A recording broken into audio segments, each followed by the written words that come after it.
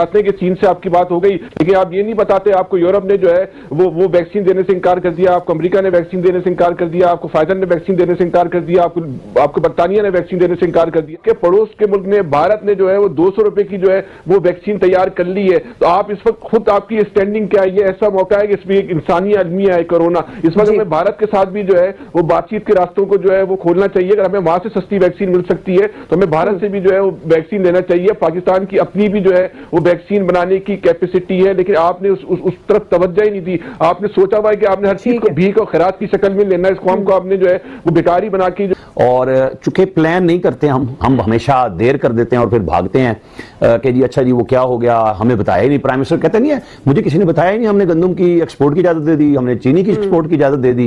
ये गलत फैसले इसलिए हुए कि उनको बताया किसी ने नहीं। अब वो बताने वाले ही तो कमाने के लिए तैयार नहीं हो रहे। चाइना की भी हम वैक्सीन को जब उनकी 3rd जनरेशन में आई है उसकी टेस्टिंग के लिए माने हैं। वो कह रहे थे यार हमारे साथ शामिल हो जाओ। हम पहली 2 टेस्टिंग में भी शामिल नहीं हुए उनके साथ। हम तो इस कदर ज़हनी तौर पर फिरौन हो जाते हैं कि जी बस ठीक है हो जाएगा देख लेंगे।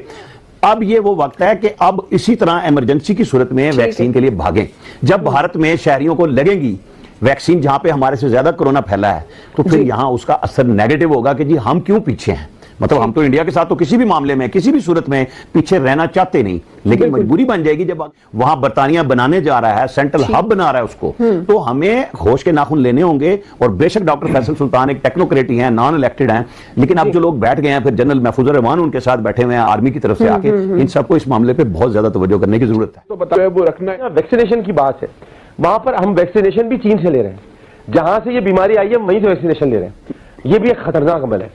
अब मैं समझता हूं कि हमें वैक्सीनेशन कहीं और से उसकी तैयारी करनी चाहिए और लेनी चाहिए। अब फाइजर ने बनानी शुरू की थी, क्या हुआ सुना था, मैंने तो सुना था, मुझे किसी कहीं से आवाज आई थी किसी वजीर की या किसी की कि बहुत जल्द वैक्सीनेशन यहाँ पहुंच रही है और पहले बुजुर्गों को लगाई जाएगी, उसके बाद फिर जवानों की तरफ आएंगे। तो वो अचानक आवाज गायब हो गई, पता नहीं कहां चली गई। अब ये सुनने में आ रहा है कि चाइना से आएगी, तो चाइना से तो वबा आई थी, अब वैक्सीनेशन भी वहां से आएगी, तो वो बड़ा खतरनाक है। इस पर सोचना चाहिए।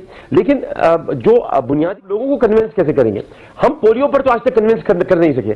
हम जब वैक्सीनेशन के लिए जाते हैं, हमारी पोलियो टीम की जो वर्कर्स हमारे जाते हैं, उनको ये कह दिया जाता है मजहबी हल्कों की तरफ से, कुछ मजहबी हल्के, मैं सबको नहीं कह रहा, कुछ शिद्दत पसंद लोग वो ये कहते हैं कि हमें माजूर करने के लिए आए, ये हमें खतरनाक बीमारी कोई ऐसी है जो हमारे अंदर ये डालने के लिए आए। तो अब अगर वैक्सीनेशन के लिए जाएंगे तो फिर पोलियो वर्कर्स की तरह अगर इन पर हमले शुरू हो गए तो इसको भी रोकेंगे कि नहीं रोकेंगे? क्योंकि पाकिस्तान में ये मंजर हम देख चुके हैं और ये मंजर हमारे सामने, क्योंकि बहुत से लोग कोरोना को मजा लिए मौजूदा